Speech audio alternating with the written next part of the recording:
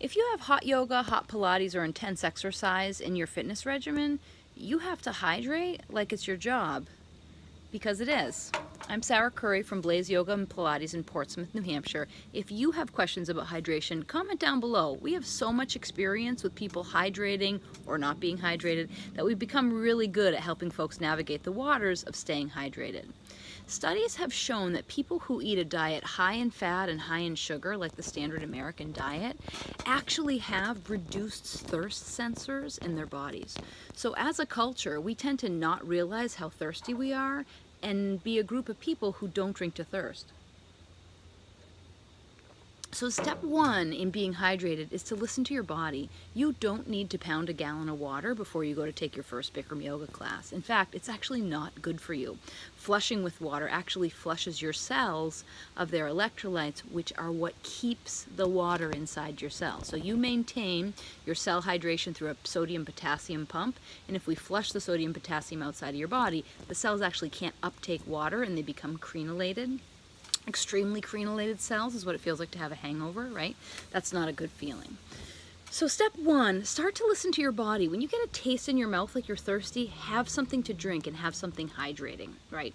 If someone who does a lot of intense exercise or you're coming to take a hot yoga or Pilates class, it's really important that you pre-game.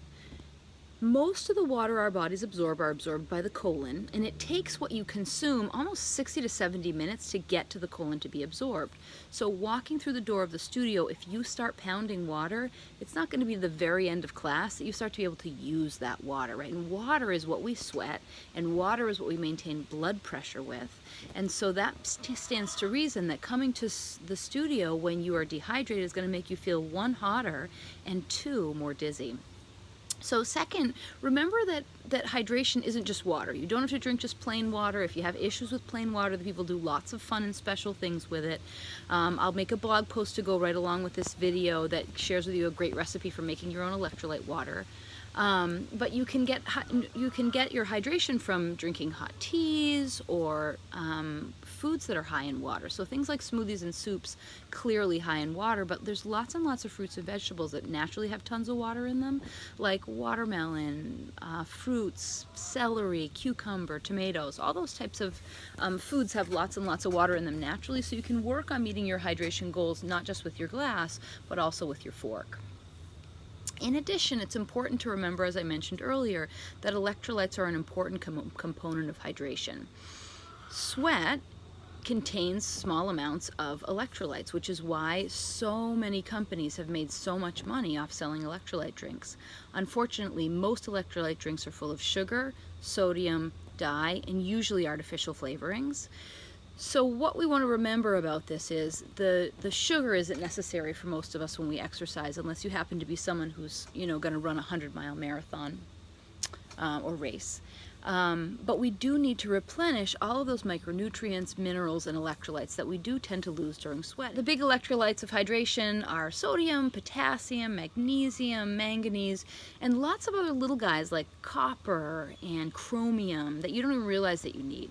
Now, lots and lots of these things are available in foods as long as you eat a whole foods diet, right? Look for lots of fruits and vegetables, nuts. They all tend to be really high in electrolytes. But if you really are an intense practitioner, if you do doubles, if you're also a Bikram, a hot yoga or Pilates teacher, you may need to supplement. And that's why at the studio we sell superior electrolytes. Number one, it's one of the only electrolyte supplements on the market that's all food. None of it comes out of a laboratory.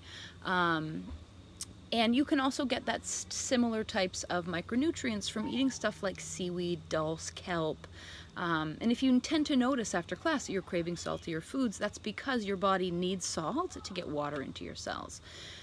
So don't be surprised if you have a regular hot practice, you find that you tend to eat a little bit of a saltier diet than everyone else around you. That's fine, that's your body. Listen to your body like we talked about earlier, so you can figure out how to hydrate better. And then just pay attention in your diet if you're consuming a lot of things that contribute to dehydration. Some medications are very dehydrating, particularly obviously diuretics, but alcohol causes a tremendous effect of crenellation in the cells in the body, and even caffeine is a mild diuretic. But I will emphasize that caffeine is a mild diuretic, so unless you're drinking tons and tons and tons and tons of coffee, you're probably okay. But you may just want to think about having an extra glass of water on those days that you have an extra amount of caffeine. If you're somebody who really struggles with drinking enough water, it may be the right thing for you to do to set a goal. Start by setting a goal of how much water you'd like to start by consuming a day. Do that for a couple of weeks and see how your body feels. Then you can start to tune in a little bit more and see if you need to fine tune it a little more or a little bit less. A great place to start with setting a goal like that is take your body's weight in pounds and cut that number in half. The remaining number is the number of ounces you can start to try to drink each day. So for a woman that weighs 150 pounds, start with 75 ounces of water. If you've got a nice 40-ounce yoga water bottle, then try drinking that twice a day. On the days that you come to class, you're going to sweat somewhere between 1 and 2 liters, depending on how much of a sweater you are and how humid it is outside. So you may need to bump up an extra liter on those days. Again, if you have any questions, post them down below so we can answer them or get answers for you.